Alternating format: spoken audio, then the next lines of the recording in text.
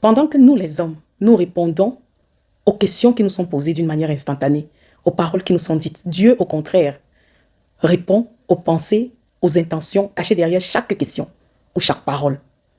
Pourquoi? Parce que nous, les hommes, nous regardons à ce qui frappe à l'œil, à l'apparence. Nous sommes limités, mais Dieu est illimité. Lui, il regarde au cœur. Voilà pourquoi Jésus, dans les Écritures, ne répondait pratiquement jamais directement aux questions que lui posaient les pharisiens. Mais il répondait toujours aux pensées cachées derrière les questions des pharisiens. Parce que c'était toujours pour le piéger. Et aujourd'hui, encore beaucoup se plaignent. Jésus, Dieu ne répond pas à ma prière, il est silencieux. Non. Dieu connaît quand nos prières émanent d'un cœur pur, un cœur sincère, un cœur brisé. Et il connaît aussi quand nos motivations sont impures. Voilà pourquoi il le dit clairement, ce peuple m'honore des lèvres, mais son cœur est éloigné de moi. Donc Dieu sait toutes choses. Pendant que nous, les hommes, nous qualifions, nous apprécions, nous considérons, ou alors nous dénigrons, nous déconsidérons les actes, les actions que les gens posent. Dieu, lui, au contraire, regarde, apprécie les mobiles, les motivations derrière chaque acte posé. Voilà pourquoi Jésus lui-même dit qu'au dernier jour, plusieurs viendront à lui disant, n'ai-je pas prophétisé en ton nom, n'ai-je pas chassé les démons, n'ai-je pas guéri, n'ai-je pas fait ci et ça? Et à lui de répondre, allez-vous-en de moi, ouvriers d'iniquité. Et le monde sera étonné. Oui, parce qu'aujourd'hui encore, beaucoup sont applaudis, élevés au piédestal. Beaucoup sont complimentés, sont appelés philanthropes, hommes de cœur, femmes de nation. Pourtant, c'est juste l'apparence. C'est juste le folklore. Dieu, lui, il connaît les mobiles. On le voit même dans le corps de Christ, où plusieurs viennent, se faisant passer pour des serviteurs, des servantes, se faisant passer vraiment pour des disciples de Christ, soumis, humbles, prêts à tout, pourtant avec des motivations impures. Et quand ces personnes-là n'atteignent pas leur but, leurs objectifs, ne reçoivent pas ce qu'elles ont désiré, alors c'est l'aigreur, alors c'est le venin qui sort, c'est la destruction, c'est la division. Écoute mon frère, ma soeur, on ne se moque pas de Dieu. Quand on vient à lui avec la sagesse, alors il va nous montrer que la sagesse même réside, habite en lui. Voilà pourquoi il est écrit que Dieu prend les hommes dans leur sagesse.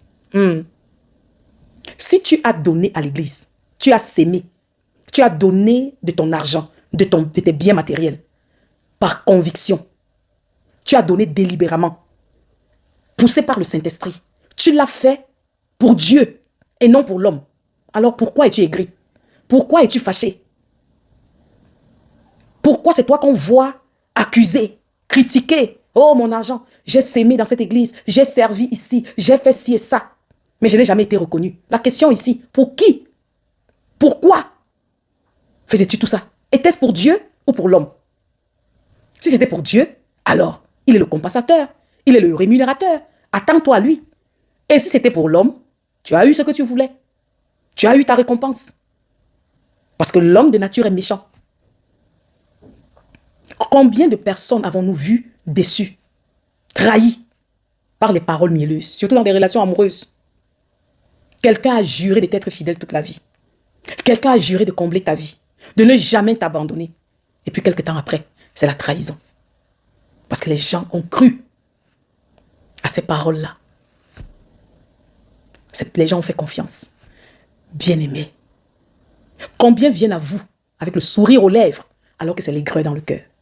Combien viennent vers vous avec des paroles de bénédiction alors que dans le cœur c'est la malédiction? Combien viennent vers vous avec des actes bienveillants alors qu'au fond le but c'est pour vous détruire? On vit dans un monde méchant, cruel. Alors la solution c'est quoi? Je suis là aujourd'hui pour te faire connaître la vérité. Tu as intérêt, toi qui m'écoutes, c'est capital, de recevoir Jésus-Christ comme ton Seigneur et ton Sauveur. De faire de lui le Seigneur de ta vie et de développer une intimité avec ton Dieu. Tu sais pourquoi? Parce qu'il n'y a que lui qui est omniscient. Ce n'est pas tout ce qui brille qui est or. Ce n'est pas tout ce qui sourit avec toi, qui sourit aussi dans le cœur. Mais il n'y a que Dieu pour te révéler les mystères. Il dit lui-même, invoque-moi et je te répondrai. Et je te révélerai les choses cachées que tu ne connais pas. Il n'y a que Dieu. Oui, bien-aimé. Fais du Saint-Esprit ton ami. alors il va te guider. Il va te donner d'échapper au piège de l'ennemi, à l'attaque de l'oiseleur. Et si jamais tu dois passer par la vallée de l'ombre de la mort, parce que telle est sa volonté, tu ne seras pas seul. Il sera avec toi. Sa houlette et son bâton vont te protéger, vont te rassurer. Et à la fin, son nom sera glorifié. Ce que l'ennemi aura planifié en mal sera changé en ton bien. Je finirai en vous partageant cette petite histoire, ce témoignage. Il y a quelques années, l'Éternel me donna une révélation d'une personne que j'ai vue tellement méchante, en train de faire des choses atroces. À moi particulièrement, à nous, à ma famille. Et puis, après quelques jours, ma famille m'a appris que voilà, il y a quelqu'un qui s'est rapproché de nous à cause d'une circonstance. Et du coup, j'ai senti en moi, non, ça doit concerner cette personne. Alors j'ai essayé de mon mieux à les dissuader. Non, non, faites attention. Ne laissez pas cette personne-là se rapprocher. Ne laissez pas cette personne-là être vraiment à nos côtés. C'est tout le monde qui m'a, c'est-à-dire qui m'a dit, non, tu te trompes. Cette personne, c'est l'incarnation de l'humilité, l'incarnation de l'amour, de la soumission. Non, non, non, non, travailleuse. Bien-aimée, je ne pouvais pas les dissuader. Tout le monde avait cru. Et quand moi-même j'ai vu la personne en question, je vous dis, bien-aimé, que je me suis laissé emporter. Et j'ai même cru à la fin, voilà, où je m'étais trompée. Il s'agissait certainement de quelqu'un d'autre. Oui, le Seigneur peut-être me parlait de quelqu'un d'autre, non. Voilà, parce que cette personne, oh, bien-aimé, quelle humilité. Mais je vous dis, quelque temps après, quand cette personne-là est sortie de ses gonds, a sorti ses griffes, tout le monde était scandalisé. Tout le monde était choqué. La méchanceté à l'état pur, allant de maison en maison, appelant tout le monde, les relations, les membres de famille, pour diffamer, pour calomnier, pour mentir, bien-aimé. C'était terrible. Et aussitôt, je me repentis d'abord. Et je remercie aussi le Seigneur de n'avoir pas laissé le pire arriver. Je prie aujourd'hui au nom de Jésus que personne d'entre vous ne tombe dans la déception. Oui, que personne ne tombe dans la déception au nom de Jésus. Que le Seigneur donne à chacun de nous l'esprit de discernement afin de savoir quoi faire, quand faire, comment marcher.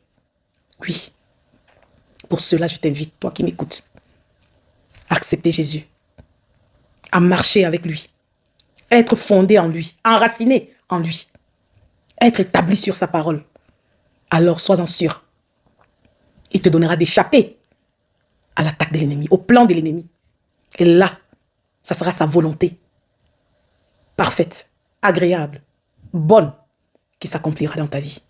Sois béni abondamment.